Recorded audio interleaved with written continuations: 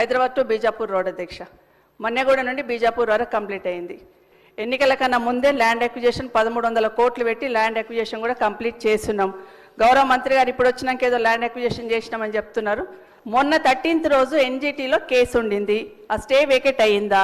నిజంగా రోడ్ మీరు స్టార్ట్ చేస్తున్నారా? వర్క్ స్టార్ట్ అయిందా? ఆ క్లారిఫికేషన్ కావాలి అధ్యక్ష. ఎందుకంటే ఊరికే చెప్పడం కాదు అధ్యక్ష, ఎందుకంటే అది కరెక్ట్గా స్టార్ట్ కాలేదు అధ్యక్ష. నేను మొన్న యాక్సిడెంట్ అయినప్పుడు గౌరవ కలెక్టర్ గారితో మాట్లాడి కనీసం సైడ్ బంప్స్ అన్న క్లియర్ చేయండి, గడ్డితోని యాక్సిడెంట్ అవుతుంది అది తీయండి అంటే అది మాత్రమే క్లియర్ చేస్తున్నారు తప్పిస్తే రోడ్ స్టార్ట్ అయింది కాదు అధ్యక్ష. అది స్టార్ట్ కానే కాదు.